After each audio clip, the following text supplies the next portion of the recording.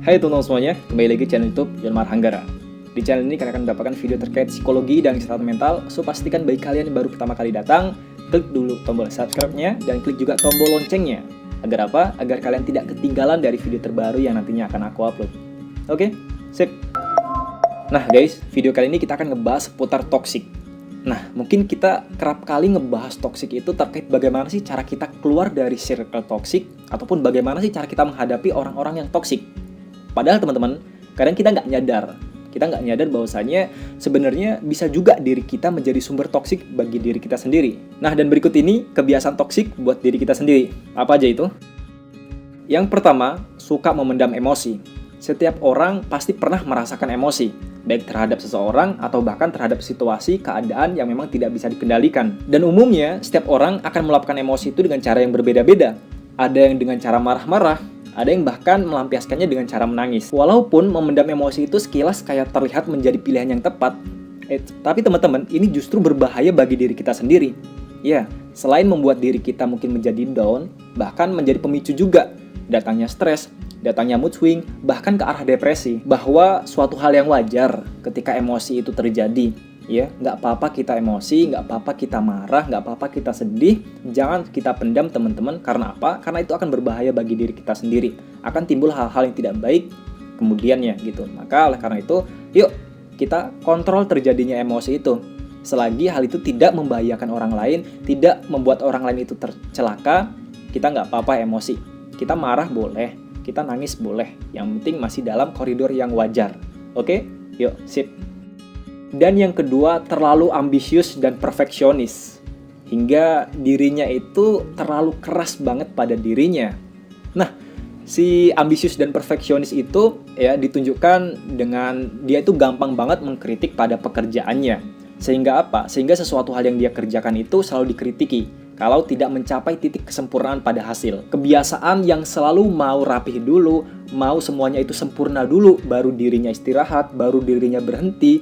Teman-teman, ini memicu ataupun mendorong terjadinya stres, insecure, lelah fisik, itu malah lebih cepat datang kepada seseorang itu. Berusaha melakukan yang terbaik dalam segala sesuatunya adalah hal yang baik. Tetapi, yuk jangan terlalu perfeksionis, ya. Karena hal itu nanti akan menghambat diri kita, hal itu akan membuat diri kita malah merasa tertekan. Ya, alhasil apa? Ketika kita gagal, kita malah menyalahkan diri kita sendiri. Di dalam hidup ini teman-teman, tidaklah segalanya berjalan dengan mulus. Ada saatnya akan datang naik turun lika-liku dalam kehidupan kita. So pastikan ketika kita menemui kegagalan dalam hidup ini, ambil suatu pelajaran. Kenapa penyebabnya ini bisa gagal? Kenapa hal ini bisa terjadi? Ambil pelajaran dan jangan kita ulangi lagi. Yuk, kita coba seperti itu. Jangan terlalu perfeksionis sehingga diri kita selalu menyalahkan diri kita. Dan yang ketiga, sering sekali untuk mengeluh.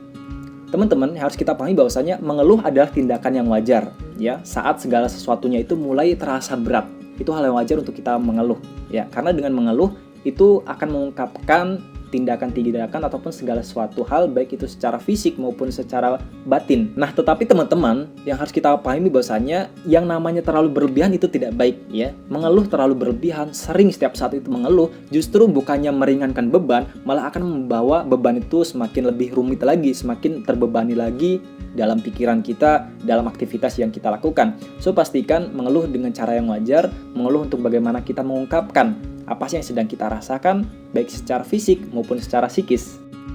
Dan yang keempat, suka menunda sesuatu. Menunda adalah kebiasaan yang mungkin bisa membuat orang itu santai, tenang di awal waktu.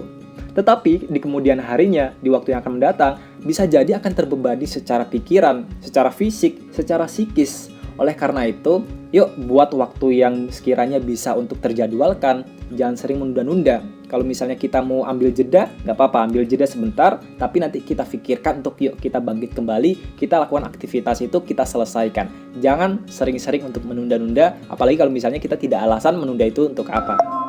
Nah teman-teman semuanya, dari kebiasaan-kebiasaan toksik itu, yuk kita ambil hal positifnya, yuk kita cerna bersama. Nggak apa-apa kalau misalnya kita lagi ngerasa nggak baik, nggak apa-apa kalau misalnya kita ngerasa nggak sanggup, nggak apa-apa kita ngerasa kita itu belum bisa, nggak apa-apa teman-teman. Yuk kita wajar merasakan sesuatu hal yang mungkin perasaan negatif.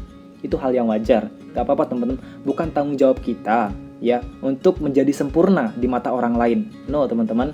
Dan tubuh kita, pikiran kita ya badan kita perlu kita istirahatkan. Ya, jadi berikan juga hak tubuh untuk bagaimana kita apresiasi ketika sudah melakukan segala sesuatunya. Beri apresiasi pada tubuh kita untuk istirahat, ucapkan terima kasih atas segala sesuatu yang sudah dia lakukan, terima kasih kepada tubuh kita. Dan teman-teman, ketika kita menemukan kegagalan, kesalahan, yuk bukan untuk menyalahkan, tapi beri apresiasi dan buatlah evaluasi untuk nanti kita memperbaiki menjadi lebih baik lagi. Nah teman-teman, itu tadi video singkatnya, semoga bisa memberikan hal positif bagi kita semua. Yuk, kita lebih baik lagi pada diri kita. Jangan buat toksik-toksik lagi pada diri kita, tapi ambil pelajaran, kita evaluasi untuk kedepannya. Sip, gitu aja ya. Saya Mas Tanggara, sampai jumpa di video selanjutnya.